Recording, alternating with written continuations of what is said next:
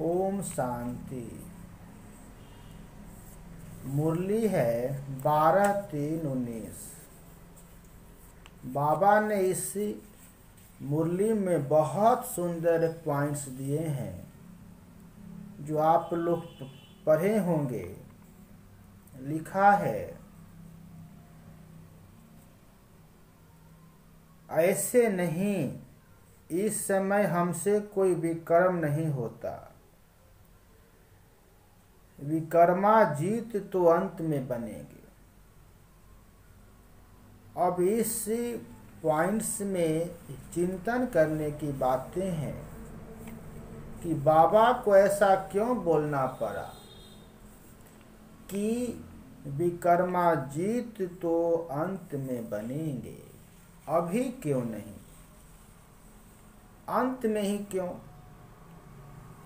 तो इसमें दो सवाल उत्पन्न होता है कि हमारा कोई भी कर्म विकर्म कैसे बनता है और हम अपने कोई भी कर्म को विकर्म होने से कैसे बचाएं।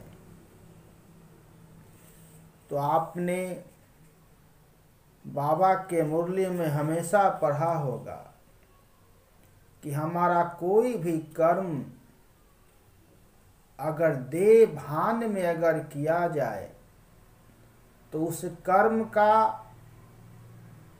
अकर्म सुकर्म बने चाहे ना बने, लेकिन विकर्म तो जरूर बनेगा। क्योंकि देह भान में किए गए कर्म में अनेक प्रकार की इच्छाएं समाये हुए रहते हैं। अगर हमारी इच्छाओं का पूर्ति नहीं होगा तो हमारे अंदर अनेक विकारों का जन्म होगा।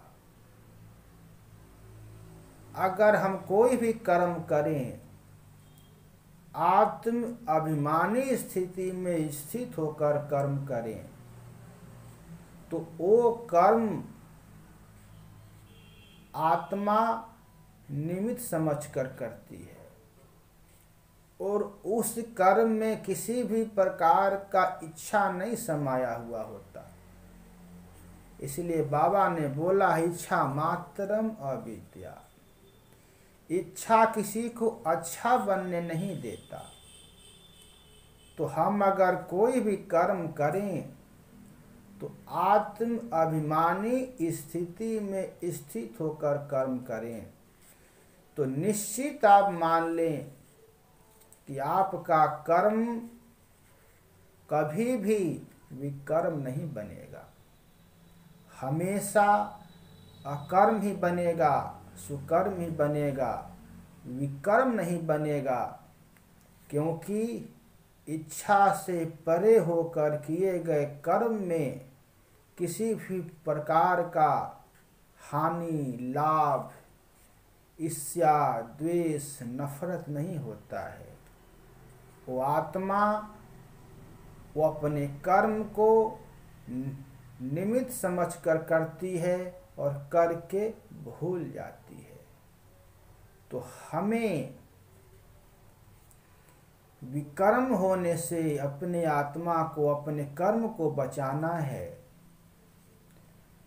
अपने आत्मा को विकर्म से बचाना है तो आज से ही, अभी से ही, जहाँ तक हो सके अपने आप को आत्मा समझकर कर्म करना आरंभ कर दें।